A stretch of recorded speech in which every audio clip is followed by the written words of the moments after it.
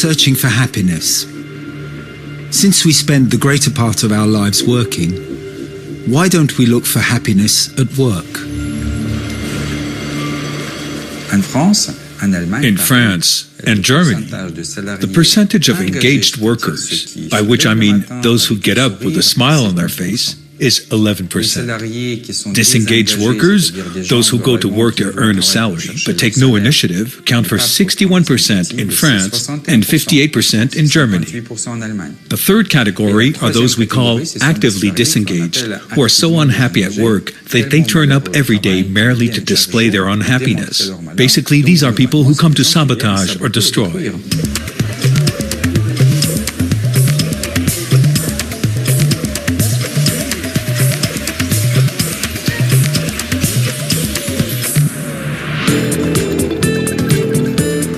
It is possible to let employees take the initiative and reorganize things for themselves. Some companies have decided to shake up the system and invent alternative models of work. In Germany, the United States, France, India, and Belgium, they're challenging preconceived ideas.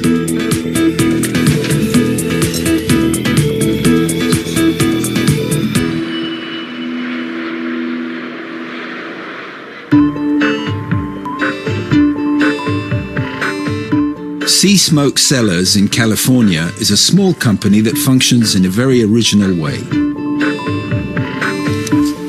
Its owner, Bob Davids, a former head of several multinationals, applies the precept of Lao Tzu. The true leader takes no part in the action.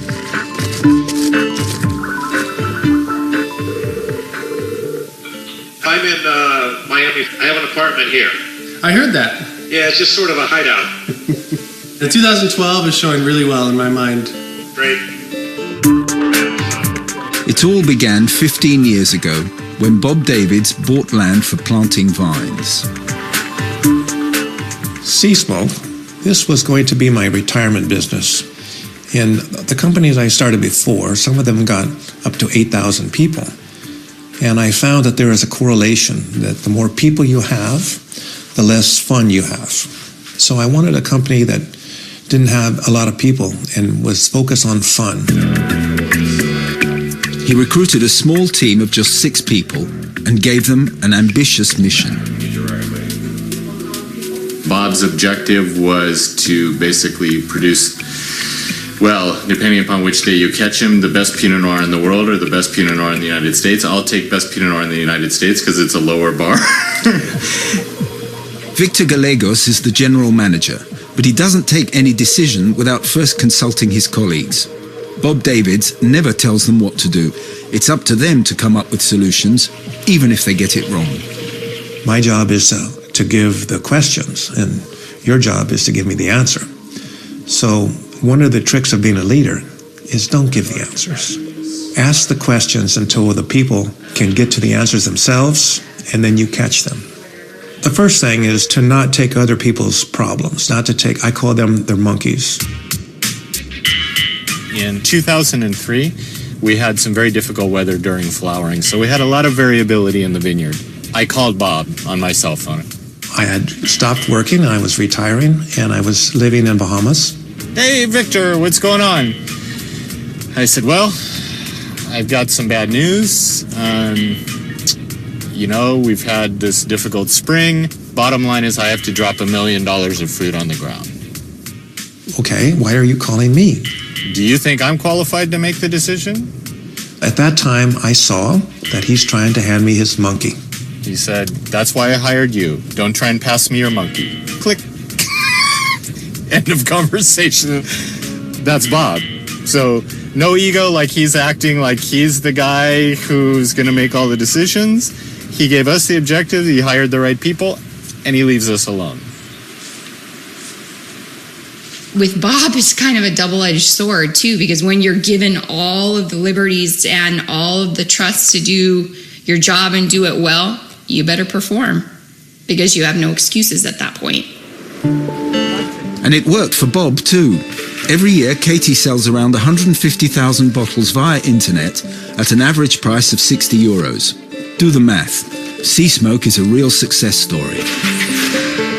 Delegating responsibility and giving freedom is clearly possible with a small staff. But how do you do that with a company of 1,400 employees?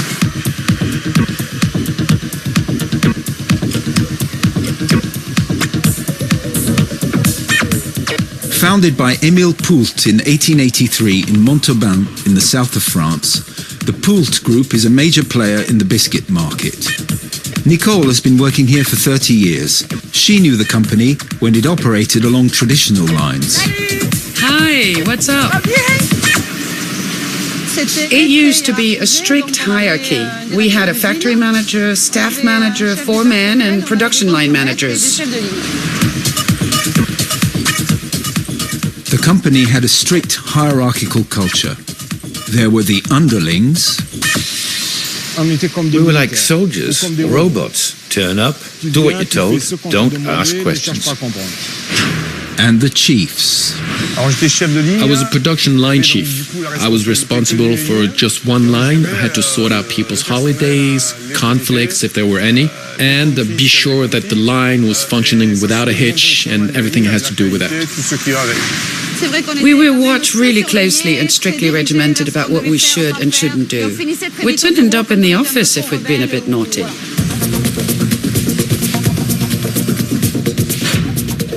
In 2001, with Poult in serious difficulties, along came Carlos Verkeren, a Belgian entrepreneur who used to work for an investment fund. He settled in Montauban, determined to turn Poult around with a new approach. Close down factories, sack people, cut costs. Anyone can do that. You don't need to be fantastically qualified. You just have to lack a bit of sensitivity and go for it. But to turn things around through innovation, new products, that's more complicated. That's what we decided to do. In 2006, he gathered everyone employed at the factory for a brainstorming session. Everyone was invited to come up with new ideas, whatever their job or their position in the hierarchy. We were invited to take part in this new organization right across the board, from top management down to simple employees like me. And they asked us, how do you envisage the factory in the future? How could things be improved? And things like that. Working groups were set up to meet and continue the discussions. After a great many meetings, it was decided to get rid of all intermediary hierarchical posts. We didn't just say, let's get rid of the chiefs. After lots of meetings and thinking, we finally realized that yes, we could keep a production line going perfectly well without someone to oversee it. Well, there was a clash because when you have a hierarchical position and overnight it's taken away, you really have to come to terms with accepting that. Most of the former chiefs left because they felt that losing their titles sort of diminished them in the outside world. They were no longer chiefs. They lost their power, so I think they felt underestimated. For the former bosses, it may have been a hard pill to swallow. But the other employees weren't necessarily any more enthusiastic at first. Lots of people were against it, including employees like me. They thought we were heading straight to the wall. It's a lot easier just to be given orders, to have someone tell you what to do. You don't have to think, you just do it. Now, when we tell teams decide for yourself, it's a lot harder. It takes longer. It can cause tensions, and the team has to deal with that. You could always blame the chief before, but now there isn't any. Nowadays, all decisions are taken by small groups representative of the entire company. The pallets, where should I put them? You stuff some here and you stuff some there, and soon you don't know where the products are. We have to decide on the exact zone for each item. There are a lot of things that chiefs did before, and someone still has to do them. So operators developed new skills, took on specific tasks. For example, they do all the planning, the scheduling of the production week, who's going to be on holiday, who's not there, the clocking in. There's no hierarchy anymore structuring everything. To everyone's surprise, it worked. Poult is recruiting and is back in profit. In fact, it's such a success that other large companies have been sending human resources teams to the Montauban factory to learn their secret. They think we're Martians. We're like Martians.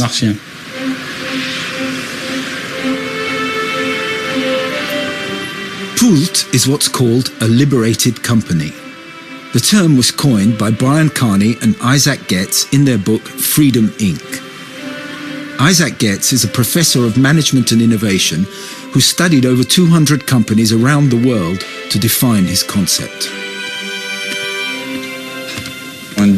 We define a liberated company as one in which a large majority of the employees are given total freedom and responsibility to undertake all the actions which they themselves, not the superiors nor procedures, judge to be best for the company. But liberating a company in this way is a tricky undertaking because almost every business has its quota of little bosses. According to Jean-François Zobrist, a flagship boss of liberated companies, there are way too many. About 3% of a company's employees are time wasters, and because of them, a structure has been set up to manage the other 97 who are serious. And workers are bullied by the structure. They accomplish barely 50% of what they're capable. It's not just workers who are stifled by this structure. Over the last 30 years, with the rise of information technology, industrial management norms have been applied to all professions, with a multiplication of the number of advisory, managerial, supervisory, and monitoring posts, putting a stranglehold on the employees.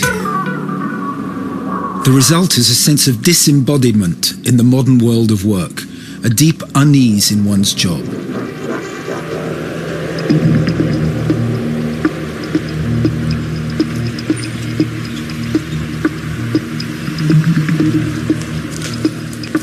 A professor at the London School of Economics, American anthropologist David Graeber has an explanation.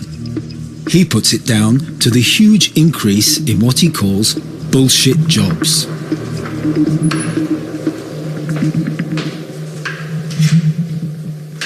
There just seems to be a general principle that the more obviously your work benefits other people, the less they pay you.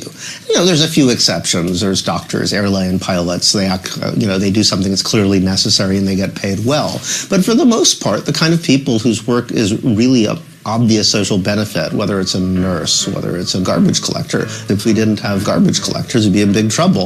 If we didn't have human resource consultants, it's not clear how the world would be in any way a different place. If we didn't have corporate lawyers or hedge fund advisors, it might well be distinctly better. The more negative your social benefits, the more money you get. Workers feed everyone. We often forget that. Workers feed the bosses and management. Incidentally, management never goes on strike. But when the workers stop, there's a problem right away. The only knowledge of the West is our workers. All it takes is to liberate them. The management structure has experienced foremen and team leaders, but they're confined to a control function. They have to control since they're controlled by the rest of the hierarchy. Above all things, make good use of your time. For all my life, I've been meeting people who had jobs that they would secretly confide to me didn't really do anything. It seems I keep meeting more and more of them as time goes on. There are certain types of position which build up constantly in large bureaucratic organizations, and I'm including corporations especially in this, which are essentially people who make work for other people who do similar things. They're just pushing papers back and forth between desks, designing new forms of audit culture, new ways of assessing people who are assessing other people. What's paradoxical about this confused era is that the more money they lose, the more control they apply. It's a vicious cycle. They're constantly talking about efficiency, downsizing. But when they downsize, they seem to strip down to the minimum the number of people who are actually making, maintaining, fixing, moving things, who are actually doing the work. But they often seem to create even more of the people in the middle who don't really do anything. These people fire the productive staff, they fired the salesmen, because if things aren't going well, it's obviously the fault of the salesman, right? And they hire unproductive people. None of these people actually do anything that's really socially necessary, but there's an escalation process. And a lot of the bureaucratic stuff seems to operate in a very similar way. It's a need created by the fact that other people think that there's a need, and it feeds off itself.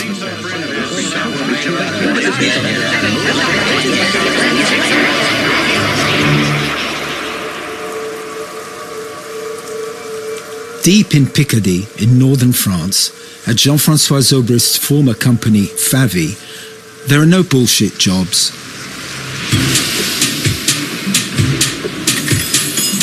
The godsend at Favi is the gearbox fork. Over the last 20 years, this foundry has worked its way up to the top rank of European suppliers of this hard-wearing copper alloy car part.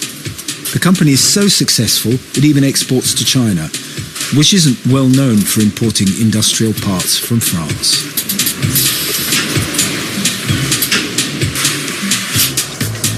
In 1983, Jean-François Zobrist, a former soldier, took the reins of this family business with its dispirited workforce. He implemented his original ideas to turn it into a model of innovative practices. And his methods clearly worked, because people now are clamoring to get hired here. Oh yes, I'm very happy. Actually, when I was told that I got the job, I was so happy, I cried. So contented are Favi's 400 employees, there isn't even a union. There's no union at Favi, there's just a workers' committee. The managing director is president of the workers' council. No, we've never had a union. No, I don't think it's necessary. Not with our ways of working. At Favi, they have an extremely original way of working.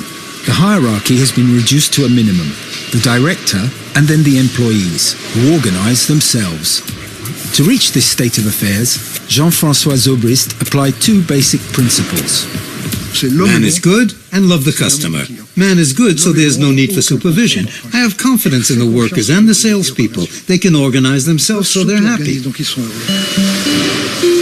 Jean-François Zobrist began by creating autonomous teams of people who get on well together to run centers of production known as mini-factories, each linked to a customer. Zobrist's big idea in the beginning was having these mini-factories on a human scale, where everyone knows everyone else. This gradually led to the overall destructured setup. Rapidly, these mini-factories proved highly profitable. So much so that Favi has been able in good years to give its employees a bonus worth 3 months' salary. All that from just letting people do things their own way. Trust gets better results than control. The cost of overseeing things is so bloated that any problem caused by the absence of control costs nothing in comparison. So it's a matter of principle for us not checking up on production rates or working hours, nothing. Running a company with no hierarchical control sounds good on paper. But what happens when you have problems with a particular employee? Say, when a lone shirker puts a spanner in the works. What happens when something goes wrong? Well, usually bosses intervene to set things straight again. Now, if someone shows up late for work, it probably means he had a problem of some sort. If it's repeated, it's sorted out first within the mini-factory, because a missing operator throws off the work of the whole team. I try and have a talk with the person about what's wrong. Is he having problems? Does he feel uncomfortable in that mini factory? Would he like to try something else? That's how it works. So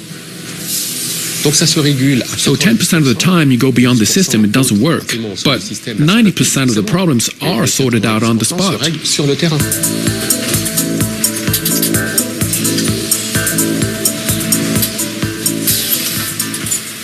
When you control everything, bad apples thrive. When you control nothing, the bad apples get rooted out, but in a nice way. Generally speaking, those who don't fit in the Favi system don't stay long. They leave of their own accord.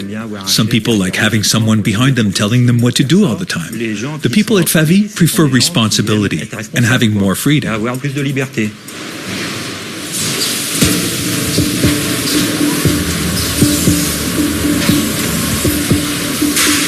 Jean-François Zobrist didn't come up with this successful way of doing things all by himself. He found inspiration in various different models, sharing these ideas with his teams.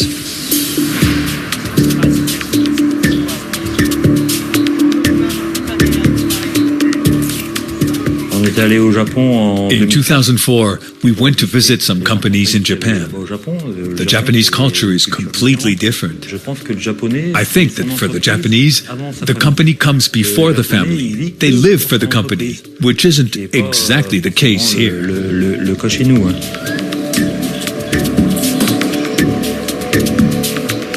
From the Japanese, they took the notion of Kaizen, or continuous improvement, adapting it to the Favi way of doing things. We're continually improving at Favi using the Kaizen principle backed up with rewards. Ideas for improvement are implemented in order to increase productivity, safety, ergonomics, and overall well-being at the workstations. We have a little box at the staff entrance for anyone who has an idea. And once a month, a jury meets and awards a prize to the 2 best ideas. The first prize of 1,000 euros is paid over a 5-month period, as the second of 500 euros. It's great. You have a good idea and you're rewarded for it. The last idea I had was a change in the packaging. One of our packages held 6 pieces, but by changing the way the pieces were placed in the box, we managed to get 8 in every box. This improved productivity, reduced the number of boxes we used, and I won 1,000 euros.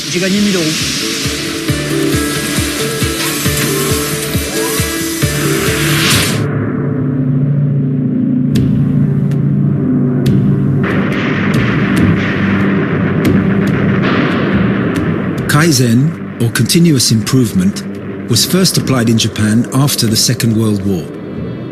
The country's elite had been wiped out, and industry was in a catastrophic state. Some way was needed of motivating the workers and coming up with a whole new way of working. In 1947, Japan was still under American occupation. The Americans sent a consultant, William Edwards Deming, who suggested a new system, lean management. Toyota was one of the first companies to implement it.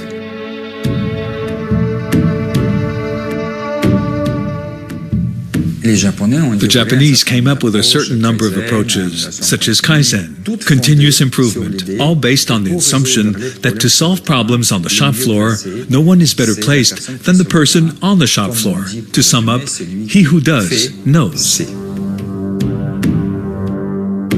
Deming's concept is based on respecting the intelligence of the worker. For him, by simplifying the hierarchy, you make gains in productivity and you reduce costs.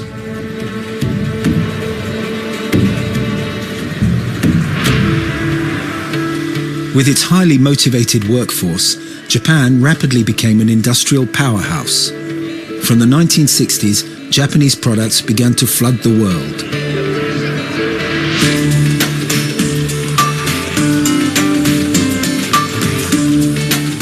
This was not to the liking of Western competitors. The arrival of high-performance Japanese motorbikes in the United States seriously troubled the historical manufacturer Harley-Davidson, based in Milwaukee in Wisconsin.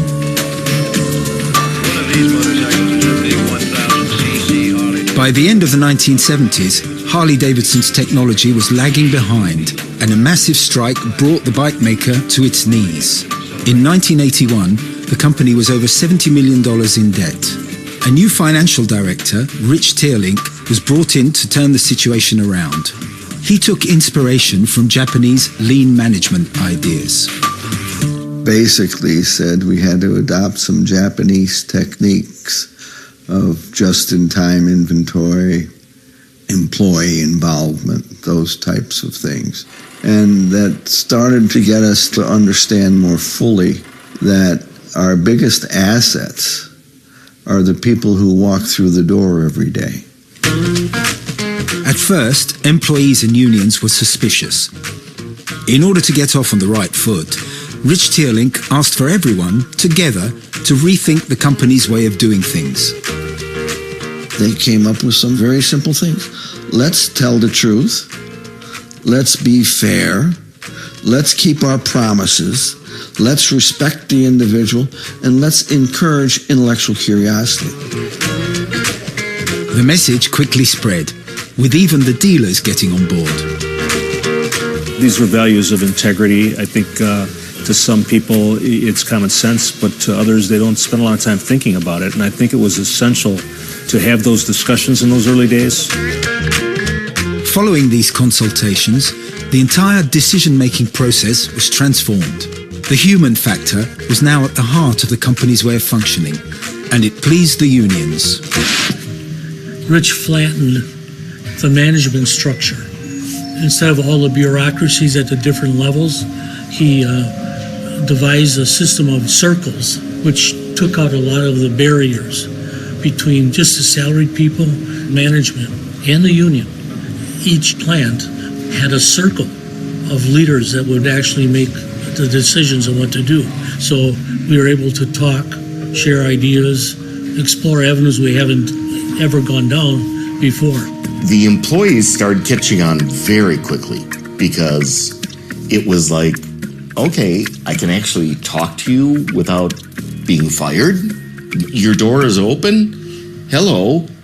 But the biggest challenge was to get the people with the highest titles to buy in. If they couldn't do it, get that concept in their mind, wrap their heart and soul around it, you don't belong here. In the end, we were able to convince 99.9% of the people that this was a good thing.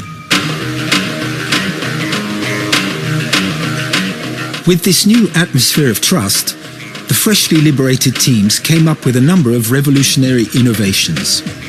And we saw a new engine design. We saw a new chassis and a new way to mount the motor and transmission in those chassis. We saw cosmetic enhancements, electronic enhancements, a better engineered product. Sales took off, and salaries, as well as pensions, were soon raised. Riding this creative wave, one employee came up with an idea which would seal the Harley-Davidson legend. If we could create a club that would give the riders a reason to get together on the weekends, they would put more miles on the motorcycle.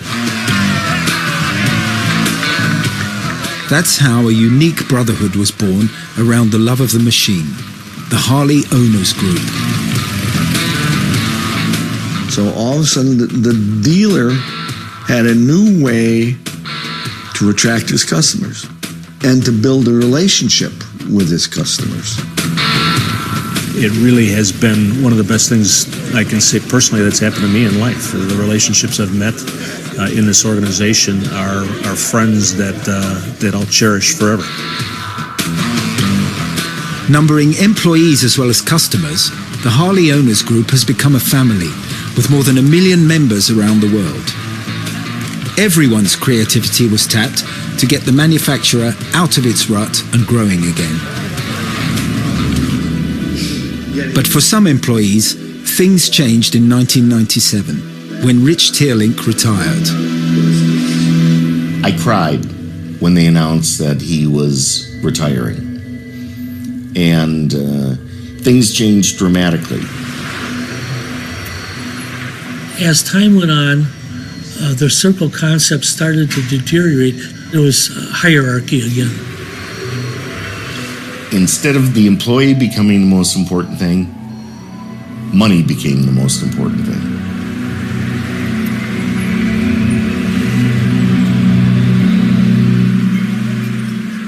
So how can you make happiness at work into something that lasts?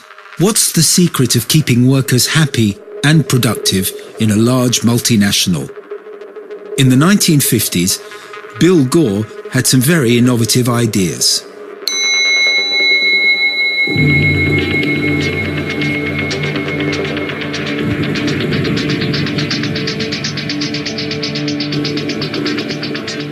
At the time, Bill Gore was working as a chemist for chemical giant DuPont. He repeatedly suggested studying new applications for Teflon, but got only systematic refusals from his superiors. In frustration, he decided to start his own family company in 1958. Soon after, his son invented a new material which would go on to be used in the clothing of firemen and ramblers the world over: Gore-Tex.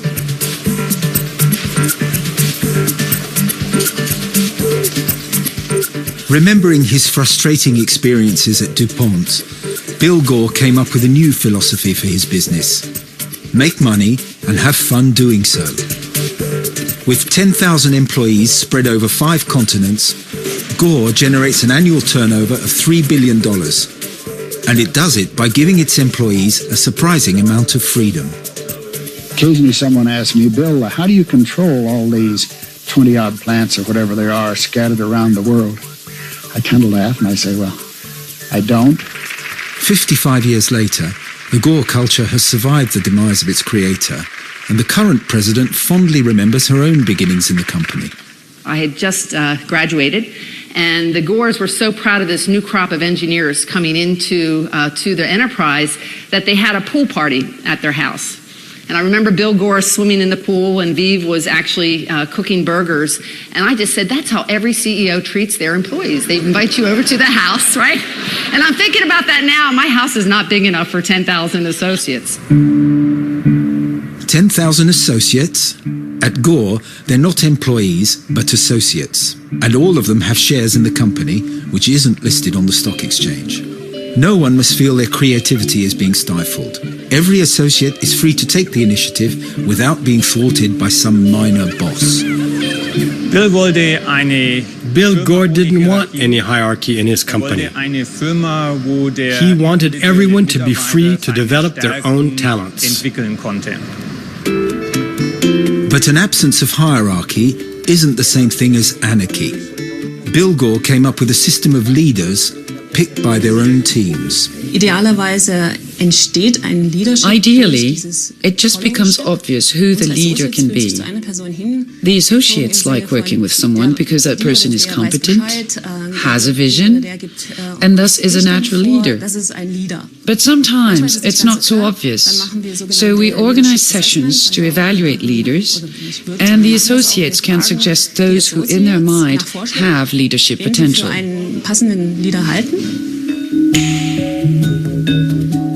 A Zen atmosphere. Myra isn't a guru, however. Her job title at Gore is European Diversity Champion. She organizes personal development workshops, drums and all. During these sessions, you get beautiful moments when all of a sudden a new door opens. I was working with a colleague who had often been offered the job of a leader, but she was very reluctant, always doubting herself, wondering whether she deserved it and whether she was really capable. But after working on herself, she realized it was a real step forward in her life. Another surprise. The associates here aren't recruited for their qualifications, but for their potential to develop and come up with new ideas, which are, of course, rewarded. Quite a while ago, we took on someone who was actually a butcher. But he caught on quick and was very good at developing the manufacturing process. He's now a leader in manufacturing. He had no technical qualifications, no university degree, but he progressed to his current position purely through talent, enthusiasm, and the support of his sponsor.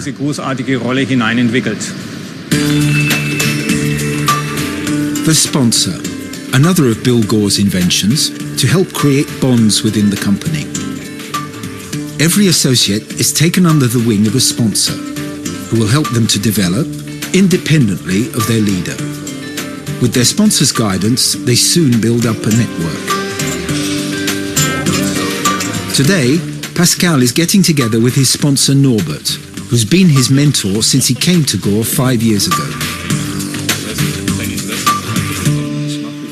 If Pascal comes up with a good idea or invents something, I'll put him in touch with the right people, give him the benefit of my own network, so that his idea gets taken up. When I meet up with my sponsor, it's to get his take from the outside on some problem I might be having, or maybe about something positive. And he can say, look, you've got this option or that option. He might see an option which hadn't occurred to me. He lay it out and, who knows, it may just be what I was looking for. That's how it works for me. So ungefähr funktioniert es für mich. Bill Gore's motto, make money and have fun doing so, isn't just a catchy soundbite. Every associate must be free to develop their personal project within the company and genuinely have fun in the process. That's why everyone is given guidance to find their sweet spot. Another Gore concept, which may be the secret of the company's success. The sweet spot is the point where the talents and interests of an associate meet the needs of the company.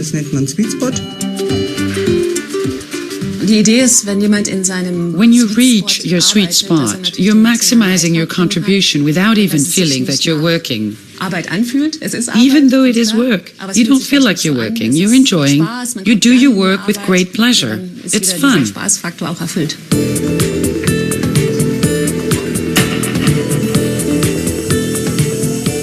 Thanks to the sweet spot, the company's creative and highly motivated associates have developed thousands of new ideas, helping the Gore empire to diversify into many different domains. From cables to clothing, road surfaces, all sorts of products used in the aerospace industry, mechanical engineering, arms, even medicine. Following up the suggestion of one young engineer, Gore even went into the guitar string business. With his motto, make money and have fun doing so, Bill Gore showed true pioneering spirit. More recently, in India, Vinit Nayar has gone even further.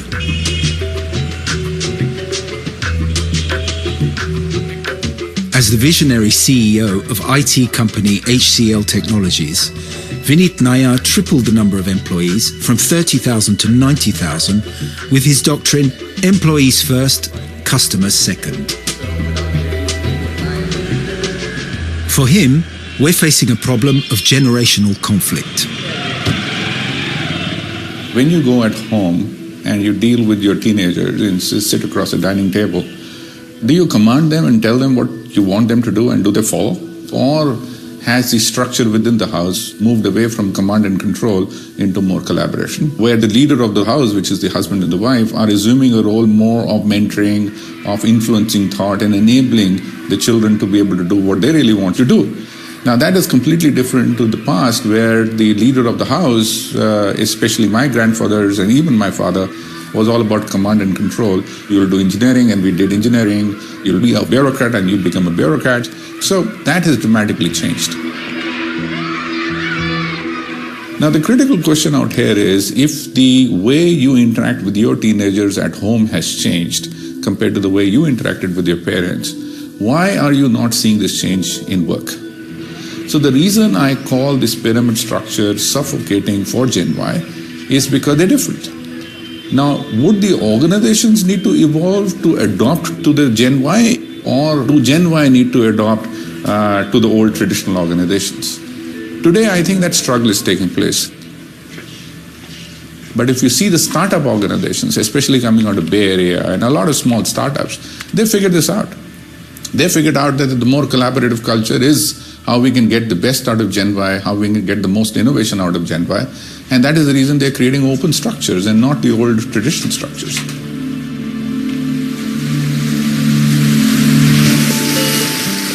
Open structures? The much talked about economy of sharing? Maybe it's in California that we'll find the ultimate expression of happiness at work. Jaron Lanier, a musician, philosopher and computer scientist, has got to know the major IT companies very well over the last 30 years. But he's far from enthusiastic. When you free people from the 19th century hierarchy, you tend to instead transfer them into a 21st century hierarchy, which is worse. Consider something like Facebook, where it seems like it's very open, everybody connects to everybody, except it's all owned by one person and controlled by one person, which is amazing. It's a public company owned by one person. That combination is extraordinary, and it wasn't possible before. But digital networks allow you to concentrate so much wealth and so much power that it becomes possible to have an outcome like that. So in a sense, you have almost a return to the Pasha or the God King or something like that. It's really a return to ancient times. It's worse than the 19th century. An hour and a half of traffic jams from San Francisco, Silicon Valley has become the world capital of IT and cutting-edge companies. All the giants of the digital economy are here. Google, supposedly the champion in every category of happiness at work. But also Apple, Microsoft, Yahoo, Facebook and the rest. Most have a reputation for being extraordinary places to work. Isaac Getz has studied how they function. In Silicon Valley, IT programmers could easily quit their jobs at any moment and go off and find something better paid. So how do you hold on to them? Well, if you lay on free food, massage salons, yoga rooms, sports facilities, free transport, and so on, employees will say, wow, it's a fantastic company, and it's really nice to work here. But that has nothing to do with the content of the work, and it's completely different from liberated companies where people say, it's a fantastic company because they trust me, because they're considerate to me, because they respect me, because I'm fulfilled there. Salaries are important. So are sports clubs, health benefits, free lunches, and a company car. But ultimately, are these the things that make you happy at work? In any case, Vinit Nayar doesn't believe money can buy you happiness. And it's a saying even more relevant today than ever. Money is important as a tool of recognition. Money is important for telling people that you are being fair. Money is a way of taking care of your people if the company is doing well. From all those aspects, money is important. Where do we go wrong with this? We go wrong where we believe money is the only reason for employees to work for you. So organizations which are only focused on money will get it wrong. Organizations have to be fair and square and compensate people well. But there is 70% of happiness doesn't come from just money. It comes from sense of purpose, giving people the freedom of choice, giving the freedom of transparency, and getting people to play the game they want to play. Money doesn't motivate people. It motivates people for a very, very short time. What motivates people is respect, is trust, is knowing they are doing things which are bigger than themselves and they are doing it with other people. It's a bit of brotherhood feeling. Also, this is what motivates people. And they want to work for organizations which are looked well upon by society. Frank van Massenhove is a Belgian senior civil servant. He arrived in 2002 at the head of a moribund Ministry of Social Security with a mission to get things moving. We were an ordinary, old-fashioned ministry. And the biggest problem was, how do we get the people we need? Because the people didn't want to work here. They thought we were bland, we were boring, we had a boring job. And it wasn't. So we were thinking about young people. We call them the millennials, people who are born after 1984, 1985. How do they think? What is their culture? And we wanted to have an institution which has their culture, not our culture. The first thing we thought was they don't want us to tell them when they have to work and where they have to work.